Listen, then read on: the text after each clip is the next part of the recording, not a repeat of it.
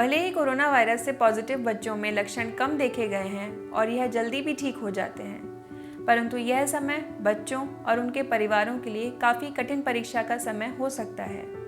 Corona virus होने से घर में घबराहट हो सकती है और बच्चों को आइसोलेशन में रखना भी एक कठिन कार्य है। नमस्कार, मैं हूँ डॉक्टर दिव्या बंसल, एक माँ और बाल रोग विशेषज्ञ, और आज मैं आपको बच्चों में होने वाले कोविड इन्फेक्शन से रिलेटेड मार्गदर्शन दूंगी और उससे जुड़े सवालों के जवाब भी दूंगी। नवजात शिशुओं से लेकर 18 वर्ष तक किसी भी उम्र के बच्चे को कोविड का इन्फेक्शन हो सकता है, पर 1 से 5 वर्ष की उम्र के बच्चों को यह सबसे ज़्यादा प्रभावित कर सकता है। बच्चों में देखे जाने वाले सबसे आम लक्षण खांसी, बुखार, सिर दर्द और बदन में दर्द हैं। इसके अलावा शरीर में लाल नीले चकत्ते होना, आंखें लाल होना और आंखों में से पानी आना भी देखा गया है। साथ ही साथ कुछ बच्चों में पेट में दर्द, उल्टी और दस्त भी हो सकते हैं। अगर आपके बच्चे में इस प्रकार के कोई भी लक्षण दिखाई देते हैं तो कोविड टेस्ट जरूर कराना चाहिए। सांस की तकलीफ वयस्कों में ज़्यादा और बच्चों में अभी के समय में कम देखी जा रही है। जब भी बच्चे में कोविड के लक्षण दिखाई देते हैं तो जल्दी से जल्दी टेस्ट कराना चाहिए। कुछ डॉक्टर्स का यह भी मानना है कि शुरुआती लक्षणों के 2 से 4 दिन के भीतर ही टेस्ट के रिजल्ट सबसे सही आते हैं, परंतु यदि टेस्ट का रिजल्ट नेगेटिव आता है और बच्चे में लक्षण हैं तो भी आपको कोविड प्रोटोकॉल का ध्यान रखना चाहिए और उसका पालन करना चाहिए। यदि बच्चे में हल्के लक्षण हैं तो भी बच्चे को बाहर ना भेजें और घर में ही होम आइसोलेशन करें। कोविड-19 के कन्फर्मेशन के लिए RT-PCR टेस्ट ही सबसे सही टेस्ट माना गया है। एंटीजन टेस्ट एक दूसरा विकल्प है। अगर रैपिड एंटीजन टेस्ट पॉजिटिव आता है तो मरीज कोविड पॉजिटिव माना जाता है, परंतु यदि यह टेस्ट नेगेटिव आता है तो आपको उसे RT-PCR से कंफर्म कराना पड़ेगा। बच्चों की छाती का CT स्कैन और अन्य ब्लड टेस्ट डॉक्टरी सलाह पर ही कराएं। कोविड-19 का टेस्ट कराना किसी के लिए भी मुश्किल भरा हो सकता है, पर बच्चों के लिए यह डरावना भी हो सकता है। पर कुछ पॉइंट्स ऐसे हैं जिनको फॉलो करके आप ये टेस्ट आराम से करा सकते हैं। इंश्योर करें कि बच्चा आराम से बैठे, उसे टेस्ट के बारे में पहले से समझाएं, उसके महत्व के बारे में समझाएं और उसे सहयोग करने के लिए बढ़ावा दें। और सबसे इम्पॉर्टेंट बात कि बच्चे का सामने अपना व्यवहार ठीक रखें, पैनिक ना हो और स्वास्थ्यकर्मी को उसका काम आराम से करने दें। किसी भी नकारात्मक जानकारी से बचें क्योंकि यह बच्चे को डरा भी सकती है। किसी भी बाल रोग विशेषज्ञ से आप टेली कंसल्टेशन लेकर बच्चे का इलाज शुरू कर सकते हैं।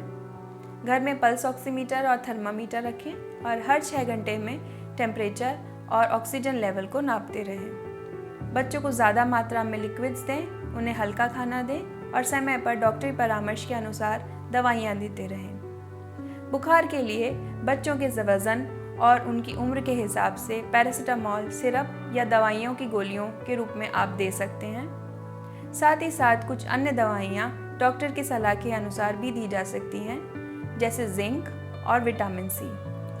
बच्चों को ज़रूरी होने पर ही दवाइयाँ दें, उन्हें अनावश्यक रूप से किसी भी प्रकार की दवाइयाँ ना दें। बच्चे दवाइयाँ लेने में परेशान कर सकते हैं, लेकिन प्यार और धैर्य से आप उन्हें ये दवाइयाँ दे सकते हैं।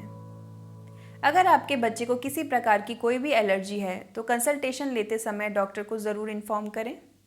अपने बच्चे की निगरानी और आइसोलेशन तब तक जारी रखें जब तक वह नेगेटिव ना हो जाए। बच्चे की डेली प्रोग्रेस रिपोर्ट अपने डॉक्टर के साथ ज़रूर शेयर करें और उनसे ज़रूरी सलाह लें। अगर आपके बच्चे को पहले से ही कोई बीमारी है, जैसे दिल की, सांस की या कोई और जन्मजात बीमारी, तो उसकी मेडिकल हिस्ट्री और इलाज अपने डॉक्टर के साथ कंसल्टेशन लेते समय पहले ही साझा करें। यह आपके बच्चे के इलाज में मदद करेगा। यदि आपके बच्चे का SpO2 लेवल यानी ऑक्सीजन लेवल 95% से ज़्यादा हो और बच्चे को मामूली लक्षण ही हों, जैसे बुखार, सर्दी, जुकाम, खांसी, तो उस केस में उसे माइल्ड कैटेगराइजेशन में डाला जाता है। ऐसे बच्चों को ना ही किसी जांच की ज़रूरत है और ना ही अस्पताल में भर्ती करने की ज़रूरत होती है। यदि आपके बच्चे का SpO2 लेवल 90 से 95% के बीच में हो, साथ ही साथ उसके सांस लेने की गति में अनावश्यक रूप से तेज़ी हो, यानी कि अगर आपका बच्चा 2 महीने से कम उम्र का है तो 60 पर मिनट से ज़्यादा, 2 से 12 महीने के बच्चों में ये संख्या 50 से ऊपर हो और 1 से 5 वर्ष की उम्र के बच्चों में 40 से ज़्यादा, 5 वर्ष से ज़्यादा उम्र के बच्चों में 30 से ज़्यादा हो तो इसको हम मॉडरेट के कैटेगराइजेशन में डालेंगे।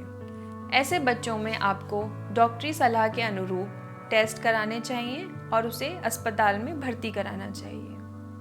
अगर आपके बच्चे का ऑक्सीजन लेवल 90% या उससे कम हो और उसके अलावा कुछ गंभीर लक्षण भी दिखाई दें, जैसे सांस का तेज चलना, पसलियों का चलना, छाती में गड्ढे पड़ना, दूध ना पीना, अनावश्यक रूप से सुस्ती होना या ज़्यादा नींद आना, ज़्यादा रोना, बेचैनी होना, हाथों पैरों का नीला या ठंडा होना और दौरे पड़ना, अगर इनमें से कोई भी लक्षण SpO2 लेवल कम होने के अलावा हों या ना हों तो भी आपके बच्चा सीवियर कैटेगराइजेशन में आता है। ऐसे बच्चों को तुरंत ICU केयर में भर्ती करें और डॉक्टरी सलाह के अनुसार इलाज कराएं।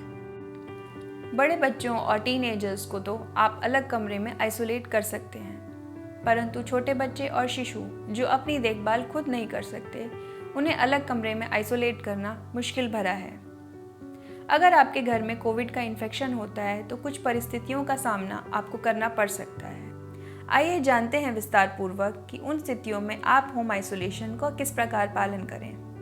अगर माँ और बच्चा दोनों पॉजिटिव हैं और माँ गंभीर रूप से बीमार या अस्पताल में भर्ती नहीं है तो माँ और बच्चा एक ही कमरे में साथ रह सकते हैं। ऐसे समय में माँ अपने बच्चे को दूध पिला सकती है। अगर माँ नेगेटिव है और बच्चा पॉजिटिव है, ऐसी स्थिति में भी बच्चा और माँ साथ में रह सकते हैं।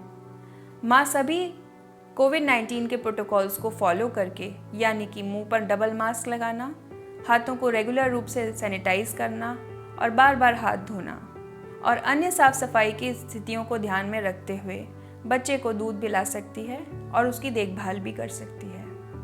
माँ और बच्चे को एक हवादार यानी कि वेल वेंटिलेटेड कमरे में रखें।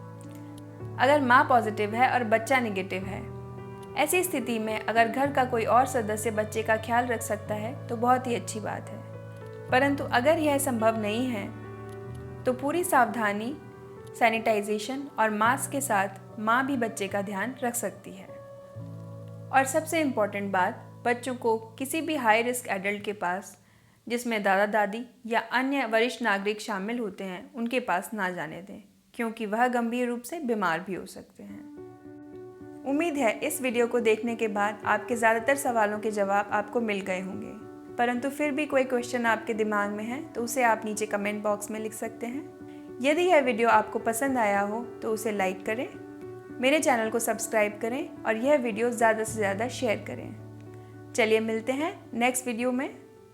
बाय।